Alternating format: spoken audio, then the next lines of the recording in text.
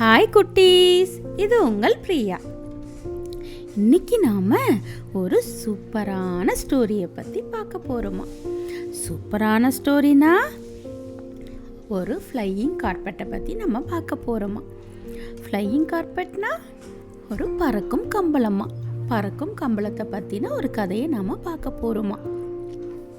கதைக்குள்ளே போகலாங்களா? ஒரு அழகான சின்ன கிராமத்தில் ஒரு அழகான ஃபேமிலி வசித்து வந்தாங்களாம்.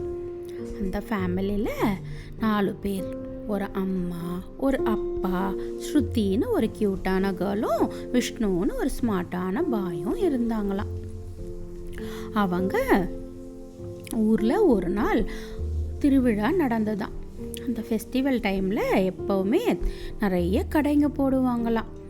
ட்ரெஸ்ஸு கடை, அப்புறமா பண்டங்கள் கடை, நிறைய கடைகள் போடுவாங்களாம்.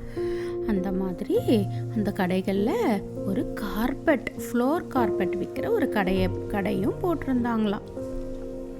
ஸ்ருதியும் அவங்க ஃபேமிலியும் அந்த திருவிழாவுக்கு போயிட்டு ஒரு கடையாக பார்த்துக்கிட்டு வரும்போது ஸ்ருதி அந்த கார்பெட் கடையை பார்த்தாங்களாம். கார்பெட் கடையில் ஒரு அழகான ப்ளூ கலரில் ஒரு கார்பெட் தொங்க விட்டுருந்தாங்களாம் அந்த கடையில். அந்த கார்பெட்டை பார்த்த உடனே ஸ்ருதிக்கு ரொம்ப பிடிச்சி போச்சான். ரொம்ப பிடிச்சி போயிட்டு அவங்க அப்பா கிட்ட, அப்பப்பா எனக்கு இந்த கார்பெட் ரொம்ப பிடிக்குது, எனக்காக வாங்கி தரீங்களா அப்பா, ப்ளீஸ்ப்பா அப்படின்னு கேட்டாங்களாம்.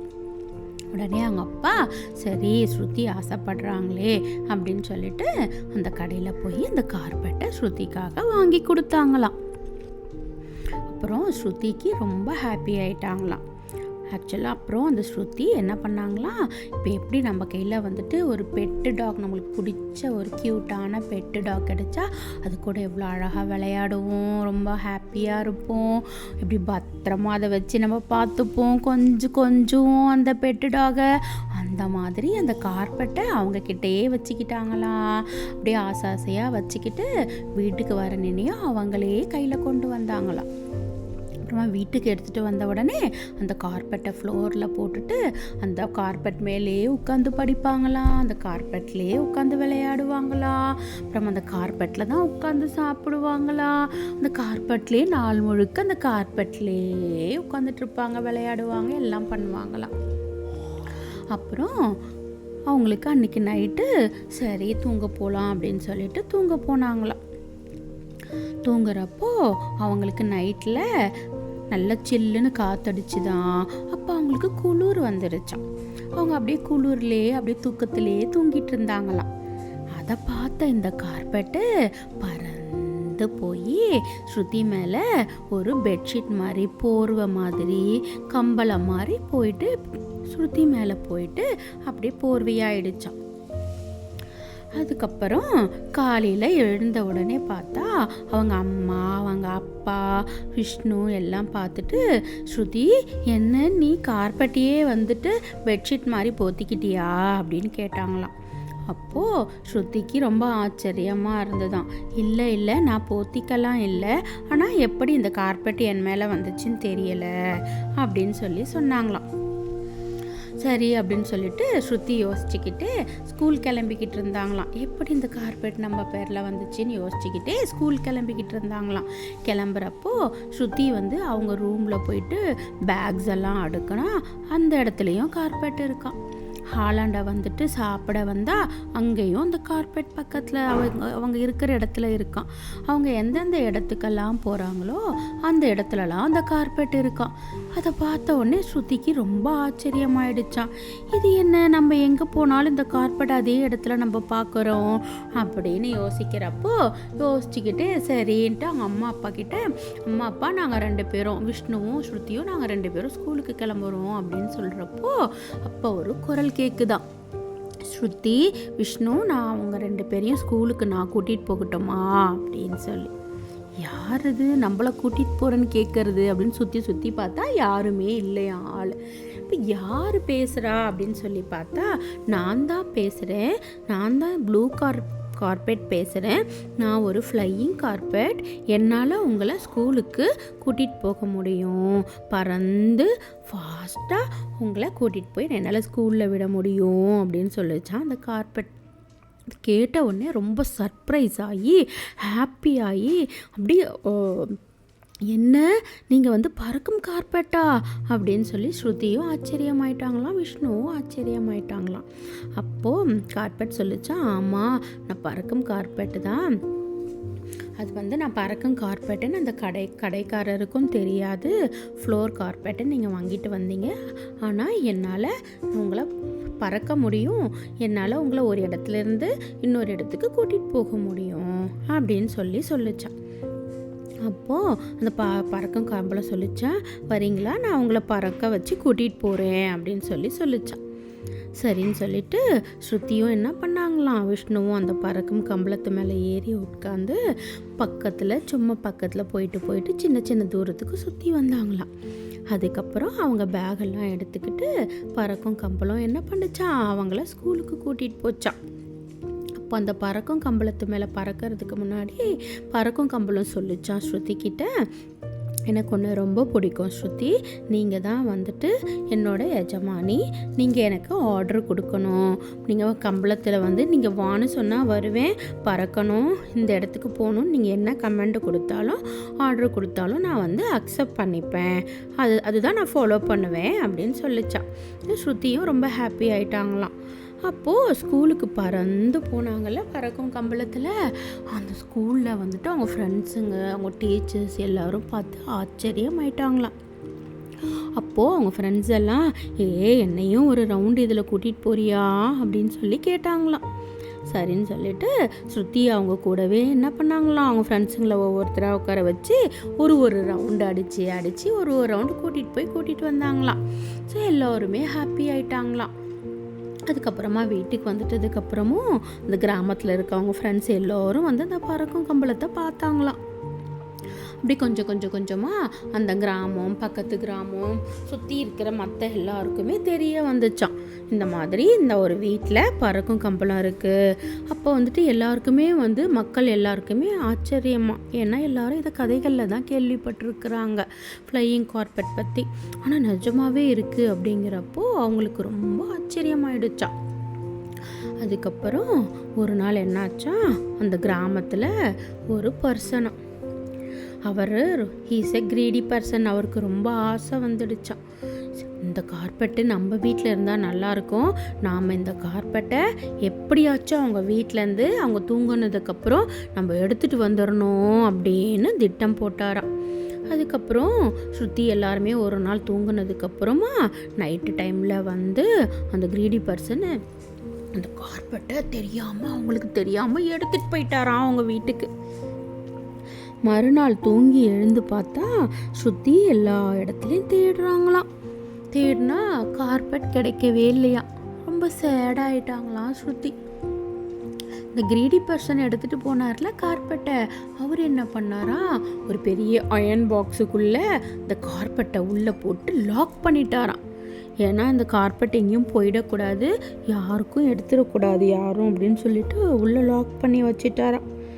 அதுக்கப்புறம் என்ன பண்ணாரா, அந்த கிரீடி பர்சனு இந்த கார்பெட்டை வெளியில் எடுத்து, நாம் இப்போது இந்த இடத்துக்கு போகணும், என்னை இந்த இடத்துக்கு கூட்டிகிட்டு போ அப்படின்னு சொன்னாராம். அந்த கார்பெட் சொல்லிச்சா, நான் உன்னோட ஆர்டர்லாம் ஃபாலோ பண்ண மாட்டேன், நான் ஸ்ருதி அவங்க தான் என்னோட எஜமானி, அவங்க சொன்ன ஆர்டர் தான் நான் ஃபாலோ பண்ணுவேன், நான் உன்னை கூட்டிகிட்டு போக மாட்டேன் அப்படின்னு சொல்லிடுச்சான்.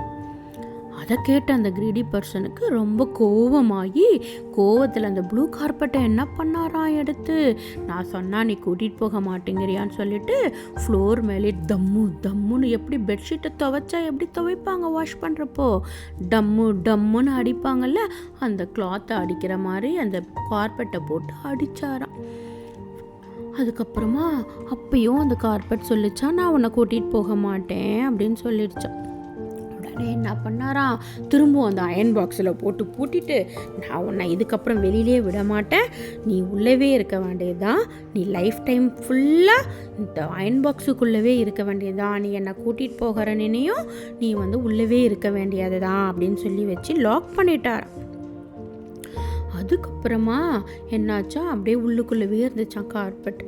அப்புறமா என்னாச்சா, கார்பெட் என்ன பண்ணுச்சா, யோசிச்சு தான், சரி நம்ம இந்த அயன் பாக்ஸுக்குள்ளவே நம்ம லாக் ஆகி இருக்க வேண்டாம், நம்ம என்ன பண்ணலாம், அவரை கூட்டிகிட்டு போகிறேன்னு சொல்லிட்டு நம்ம பறந்து ஸ்ருதி வீட்டுக்கு போயிடலாம் அப்படின்னு சொல்லிட்டு என்ன பண்ணுச்சா, இந்த கிரீடி பர்சனை கூப்பிட்டுட்டு நான் உங்களை கூட்டிகிட்டு போகிறேன், நீங்கள் எங்கே கூட்டிகிட்டு போகணுன்னு சொல்கிறீங்களோ கூட்டிகிட்டு போகிறேன், என்னை வெளியில் விடுங்கன்னு சொல்லிச்சான். அதுக்கப்புறமா சரி அப்படின்னு சொல்லிட்டு அந்த கிரீடி பர்சன் அந்த கார்பெட்டை வெளியில் எடுத்துட்டு நான் வந்துட்டு அந்த ஒரு ஃபாரஸ்ட்டுக்கு போகணும் அப்படின்னு சொல்லி சொன்னாங்களாம். சரின்னு ஏற்றி உட்காரட்டு கார்பெட் பறந்து நல்ல உச்சத்துக்கு கொஞ்சம் தூரம் போனதுக்கப்புறமா அந்த கார்பெட் அவரை என்ன பண்ணுச்சான், கீழே தள்ளி விட்டுட்டு அது பறந்து ஸ்ருதி வீட்டுக்கு போயிடுச்சான். அந்த கிரீடி பர்சன் தொம்முன்னு கீழே விழுந்துட்டாராம். அதுக்கப்புறமா ஸ்ருதி கார்பெட்டை பார்த்த உடனே ரொம்ப ஹாப்பி ஆகிட்டாங்களாம். எங்கே போயிருந்தீங்க, என்னாச்சு அப்படின்னு கேட்டால் அப்போ சொன்னாங்களாம், இந்த மாதிரி அந்த வில்லேஜில் இருக்கிற ஒரு மேனு என்னை எடுத்துகிட்டு போயிட்டாரு, ஸோ அதனால் அவர் என்னை வச்சுக்கணும்னு ஆசைப்பட்டார், ஆனால் நான் அங்கேருந்து இங்கே வந்துட்டேன் அப்படின்னு சொல்லி சொன்னாங்களாம். அதை கேட்டதுக்கப்புறமா ஸ்ருதி சரி நம்ம இதுக்கப்புறம் நான் உன்னை ரொம்ப பத்திரமா பார்த்துக்கிறேன் அப்படின்னு சொல்லிட்டு இருந்தாங்களாம். இதுக்குள்ளே என்னாச்சா, அந்த கிரீடி பர்சனுக்கு கோவம் வந்துடுச்சான். ஓஹோ, இந்த கார்பெட்டு நம்மளை கீழே தள்ளிட்டு போயிடுச்சுல அப்படின்னு சொல்லிட்டு என்ன பண்ணாராம், வேகமாக அங்கே ஒரு அரண்மனை இருக்கான், எல்லா கிராமத்துக்கும் சேர்த்து ஒரு பெரிய அரண்மனையில் ஒரு ராஜா ஆண்டு வந்தாராம். அந்த பேலஸுக்கு போயிட்டு ராஜா இந்த மாதிரி ஒரு கிராமத்தில் ஸ்ருதிங்கிற ஒரு பொண்ணுக்கிட்ட இந்த மாதிரி ஒரு பறக்கும் கம்பளம் இருக்குது, அது பறந்து எல்லாரையும் கூட்டிகிட்டு போகுது அப்படின்னு சொன்னாங்களாம். அப்போ ராஜா சொன்னாராம், இல்லை பறக்கும் கம்பளம்லாம் நான் கதையில் தான் கேள்விப்பட்டிருக்கிறேன், நீங்கள் சும்மா பொய் சொல்கிறீங்க, நிஜமாவானா? இல்லை நிஜம்தான், அது நிஜம் இல்லைன்னா நீங்கள் என்னோடய தலையை கூட எடுத்துடலாம், ஆனால் அது நிஜம்னு சொன்னாராம். ஸோ அதை கேள்விப்பட்ட உடனே ராஜா என்ன பண்ணாராம், சரின்னு ராஜாவுக்கும் ஆசை வந்துடுச்சான். ராஜா என்ன சொன்னாரா, என்ன யோசிச்சாருன்னா, சரி நம்ம கிட்ட நிறைய தங்கம் இருக்குது, பொருள் இருக்குது, எல்லாமே இருக்குது, அரண்மனையில் எல்லாமே இருக்குது, ஆனால் இந்த மாதிரி ஒரு பறக்கும் கம்பளம் இல்லை, இருந்துச்சுன்னா இது நம்ம ராஜாங்கத்துக்கே பெருமை, அதுவும் இல்லாமல் அதை வச்சு நம்மளால் வேகமாக ஒரு இடத்துலேருந்து இன்னொரு இடத்துக்கு துரிதமாக போக முடியும் அப்படின்னு சொல்லிட்டு ஆசைப்பட்டு ராஜா என்ன பண்ணாராம், அந்த கிராமம் எங்கே இருக்குது, அந்த பொண்ணு வீடு எங்கே இருக்குன்னு அங்கே போகணும்னு சொன்னாராம். அப்போது காவலாளிகள் சொன்னாங்களாம், இல்லை அவங்களோட ஃபேமிலி எல்லோரையும் நாங்கள் இங்கே கூட்டிகிட்டு வரோம் ராஜா, நீங்கள் இங்கேயே இருங்கன்னு சொன்னப்போ ராஜா சொன்னாராம், இல்லை நானே போய் அவங்கள பார்க்கறது தான் நல்லது, நானே போகிறேன்னு சொல்லிட்டு ராஜாவே என்ன பண்ணாராம், குதிரையில் போய் அந்த கிராமத்துக்கு போயிட்டு அந்த ஸ்ருதியை பார்த்தாராம். அப்போது அந்த கிராமத்து மக்கள்லாம் ஆச்சரியமாயிட்டாங்களாம், ராஜாவே இவங்க வீட்டுக்கு தேடி வந்திருக்கிறாங்கன்னு சொல்லிட்டு. அப்போது அந்த கிராமத்துக்குள்ளே போயிட்டு அந்த பறக்கும் கம்பளத்தையும் பார்த்தாராம் ராஜா. பார்த்துட்டு அவங்க வீட்டில் அந்த ஃபேமிலியில் போயிட்டு பேசினாராம், இந்த மாதிரி என்னோடய நாட்டில் எல்லா செல்வங்களும் இருக்குது, ஆனால் இந்த மாதிரி ஒரு பறக்கும் கம்பளம் இல்லை, இது இருந்துச்சுன்னா என்னால் ஒரு நாட்டிலேருந்து இன்னொரு நாட்டுக்கு வேகமாக போக முடியும், வர முடியும், ஸோ இது நம்ம நாட்டுக்கும் பெருமை, நம்ம நாட்டுக்கும் நல்லது அப்படின்னு சொல்லி சொன்னாராம். அதை கேட்ட ஸ்ருதி சரி ரொம்ப யோசிச்சாங்களாம், இது எனக்கு தரீங்களா அப்படின்னு சொல்லி கேட்ட உடனே எனக்கு இதை டொனேட் பண்ணுறீங்களா அப்படின்னு சொல்லி கேட்டாராம். இது எனக்கு அன்பளிப்பாக தருவீங்களா அப்படின்னு கேட்டாராம். அப்போது ராஜா அவங்க வீட்டுக்கு போய் எனக்கு இது வேணும்னு சொல்லி கட்டளையிட்டு கூட எடுத்துருக்கலாம், ஆனால் அவர் அந்த மாதிரிலாம் பண்ணாமல் எனக்கு நீங்கள் இதை தருவீங்களா அப்படின்னு சொல்லி கேட்ட உடனே ஸ்ருதிக்கு என்ன பண்ணாங்களாம், யோசிச்சாங்களாம், சரி இது நம்ம வீட்டில் இருந்துச்சுன்னா நம்ம மட்டும்தான் பறந்து போக முடியும், ஆனால் இது ராஜா கையில் இருந்துச்சுன்னா அவர் ஒரு ராஜாங்கத்துலேருந்து இன்னொரு ராஜாங்கத்துக்கு போகிறதுக்கோ போருக்கு போகிறதுக்கோ எல்லாத்துக்குமே ரொம்ப உதவியாக இருக்கும், ராஜா கிட்ட இருந்தால் ரொம்ப நல்லது, நம்ம நாட்டுக்கும் பெருமைன்னு சொல்லிட்டு ஸ்ருதி என்ன பண்ணாங்களாம், சரி, எனக்காக ஒரு நிமிஷம் கொடுங்க ராஜா அப்படின்னு சொல்லிட்டு அந்த கார்பெட் கிட்ட போய் பேசினாங்களாம் ஸ்ருதி. கார்பெட், நீங்கள் ராஜா கிட்ட இருந்தால் இந்த மாதிரி எல்லா நல்லதும் உண்டு நம்ம நாட்டுக்கு. ஸோ நீங்கள் வந்து நான் என்ன சொன்னாலும் கேட்பீங்கல்ல, நீங்கள் தானே சொன்னீங்க நான் எஜமானி, நான் என்ன சொன்னாலும் கேட்பேன்னு. நீங்கள் ராஜா கிட்ட போயிட்டு இருக்கணும், ராஜா எங்கெல்லாம் போகிறேன்னு சொல்கிறாரோ அப்போ நீங்கள் போகணும் அப்படின்னு சொல்லி கேட்டுக்கிட்டாங்களாம். சரின்னு சொல்லிட்டு கார்பெட்டுக்கு போகிறதுக்கு விருப்பம் இல்லைனாலும் சரி ஸ்ருதி சொல்கிறாங்களேங்கிறதுக்காக, சரி நீங்கள் சொல்கிறீங்கன்றதுக்காக நான் போகிறேன் ராஜா கூட அப்படின்னு சொல்லிட்டு அந்த பறக்கும் கம்பளத்தில் ராஜா உட்காந்து போகலாம் அரண்மனைக்குன்னு சொன்னவொடனே அவரை பறந்து அரண்மனைக்கு கூட்டிகிட்டு போச்சான் அந்த கார்பெட். அந்த அரண்மனைக்கு அந்த ராஜாங்கத்தில் இருக்கிறவங்கெல்லாம் ராஜா கார்பெட்டில் பறந்து வர்றதை பார்த்து அப்படியே ஆச்சரியமாக பார்த்தாங்களாம். ஏன்னா எல்லாருமே கதையில் தான் கேட்டிருப்பாங்க இப்படி பறக்கும் கம்பளம்னு. நான் நிஜமாவே ராஜா பறந்து வர்றதை பார்த்து எல்லாருக்குமே ஆச்சரியமாயிடுச்சான். அதுக்கப்புறமா அதே போல் என்ன பண்ணுவாராம், ராஜா நிறைய இடத்துக்கு போவாராம் வருவாராம். அதே மாதிரி நடந்துக்கிட்டு இருந்துச்சான். ராஜாவும் ரொம்ப சந்தோஷமாக இருந்தாராம். அப்போது ஒரு நாள் ராஜாவுக்கு ஒரு யோசனை வந்துச்சான். அப்போ ராஜா என்ன பண்ணாரா, சரி நம்ம இது ராஜாங்கத்தில் நம்மளோட அரண்மனையில் இருக்கிற கார்பெட்டு இது ஒரு சாதாரண கார்பெட் மாதிரியோ சாதாரண கம்பளம் மாதிரியோ வெறுமா இருக்குது, அந்த மாதிரி இருக்கக்கூடாது. இப்போ எப்படி அரண்மனையில் இருக்க ராஜா ராணி எல்லாம் வந்து நிறைய நகைகள்லாம் போட்டுக்கிட்டு அலங்காரமாக இருக்கிறாங்க, அந்த மாதிரி இந்த கார்பெட்டு வந்து ராஜா வச்சிட்ருக்கிறது. ராஜா வச்சிருக்கிறதுனா அதுக்கு ஏற்ற மாதிரி அதுக்குன்னு ஒரு ஸ்டேட்டஸ் மாதிரி என்ன பண்ணிட்டாராம் யோசிச்சு, அந்த கார்பெட்டுக்கும் வந்துட்டு அரண்மனையில் இருக்கிறது ஒரு சாதாரண கார்பெட்டாக இருக்கக்கூடாது. அதனால் என்ன பண்ணாராம், அதை தங்கம் வைரம் இதெல்லாம் வச்சு நிறைய அணிகலன்கள்லாம் அதுக்கு ஃபுல்லாக போட்டு அந்த கார்பெட்டை அப்படி பயங்கரமாக டெக்கரேட் பண்ணணும் அப்படின்னு சொல்லிட்டு என்ன பண்ணாராம், அதுக்கு ஒரு பீப்புள் எல்லாம் கூப்பிட்டுட்டு இந்த கார்பெட்டை நீங்கள் எல்லாரும் அலங்கரிக்கணும் அப்படின்னு சொன்னாராம். ஃபுல்லாக ரொம்ப விலையுறந்த பொருட்களால் டைமண்ட் எல்லாமே வச்சு ஃபுல்லாக அலங்கரிச்சிருக்கணும். இந்த கார்பெட் பறந்து போகிறப்போ அப்படியே இது ஒரு ராஜாங்கத்தோட கார்பெட்டுன்னு எல்லாருக்கும் தெரியணும் அப்படிங்கிற மாதிரி ராஜா சொன்னாராம். அப்போது எல்லாரும் வந்து நிறைய பேர் வந்து அந்த கார்பெட்டை என்ன பண்ணாங்களாம், அதை ஒரு ஓட்டை போட்டு நிறைய என்ன பண்ணாங்க ஸ்டோன்ஸு கோல்டு இதெல்லாம் வச்சாங்களாம். அப்போது அந்த கார்பெட்டுக்கு பிடிக்கவே இல்லையா அது. ராஜா என்ன பண்ணாரா, அந்த கார்பெட்டை ஃபுல்லாக டெக்கரேட் பண்ணிவிட்டு வந்துட்டு நீ வா நம்ம இந்த இடத்துக்கு போகலாம், பறந்து போகலாம், நம்ம வந்துட்டு வேறு ஒரு ராஜாங்கத்துக்கு போகிறோம். அந்த ராஜாங்கத்துக்கு போகிறப்போ நம்ம ராஜாங்கம் எவ்வளோ வந்துட்டு பெரிய ரிச்சாக இருக்குது அப்படின்னு காட்டணும். இந்த கார்பெட் ஃபுல்லாக அப்படியே டைமண்ட் கோல்டாக இருக்கணும். நம்ம பறந்து போகிறப்போ நம்மளை பார்த்த உடனே நம்ம வி ஆர் ரிச், நம்ம ரொம்ப வசதியாக பணமாக ரொம்ப செழிப்பான நாடுன்னு எல்லாரும் தெரிஞ்சுக்கணும் அப்படின்னு சொல்லிட்டு போகலாம் அப்படின்னு சொன்னாராம் ரொம்ப ஆணவமாக. அப்போது அந்த கார்பெட் சொல்லிடுச்சான், நான் பறக்க மாட்டேன், இதுக்கப்புறம் நான் உங்களை எங்கேயும் கூட்டிகிட்டு போக மாட்டேன் அப்படின்னு சொல்லிடுச்சான். ராஜா திரும்ப ஆர்டர் போடுறாராம், நான் சொல்கிறேன் நீ ஏன் பறக்க மாட்டேங்கிற அப்படின்னா, நான் பறக்க மாட்டேன் அப்படின்னு சொல்லிடுச்சான். அதுக்கப்புறமா ராஜா என்ன பண்ணாரா, சரின்னு அந்த ஸ்ருதியை வந்து பாப்பாவை வர வச்சாராம்.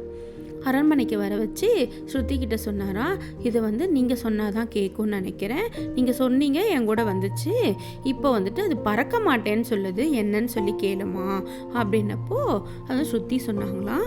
ஸ்ருதி வந்து சரி நான் கார்பெட் கிட்ட பேசுகிறேன், கார்பெட் எங்கன்னு போய் பார்த்தா அவளால் கார்பெட்டை அடையாளமே கண்டுபிடிக்க முடியலையா. அதனோட ப்ளூ கலரே தெரியாத மாதிரி ஸ்டோனு டைமண்டு எல்லாமே போட்டு கவர் பண்ணி வச்சுருந்தாங்களாம். ரொம்ப வெயிட் ஆகிடுச்சான் அந்த கார்பெட். அப்போ வந்து பார்த்துட்டு ரொம்ப ஸ்ருதி சொன்னாங்களா, நீங்கள் ஏன் பறக்க மாட்டேங்கிறீங்க, ராஜா கூட்டிகிட்டு போகணும்னு சொன்னால் ஏன் போக மாட்டேங்கிறீங்கன்னு கேட்டால் அப்போ அந்த கார்பெட் சொல்லிச்சான், இல்லை ஸ்ருதி எனக்கு வந்து இது பிடிக்கவே இல்லை, நான் வந்துட்டு நானாக இருக்க ஆசைப்படுறேன், ஆனால் நான் வந்து என்ன நானாகவே இருக்க விடாமல் என்னை வந்து அரசாங்கத்துக்கு இந்த ராஜாங்கத்துக்கு ஏற்ற மாதிரி நானுமே வசதியாக பெரிய ரிச்சாக இருக்கணுன்றதுக்காக என்ன இந்த மாதிரிலாம் அலங்காரம் பண்ணியிருக்கிறாங்க, எனக்கு அது பிடிக்கல. நான் ப்ளூ கார்பெட் எப்போவுமே நானாக இருக்கிறது தான் எனக்கு ரொம்ப பிடிக்கும், அதுதான் எனக்கு அழகாக தோணுது. அதனால் இது ராஜாங்கிறதுக்காகவோ ஒரு ஸ்டேட்டஸுக்காகவோ நான் என்னை மாற்றிக்க விரும்பலை, நான் நானாகவே இருக்க விரும்புகிறேன்.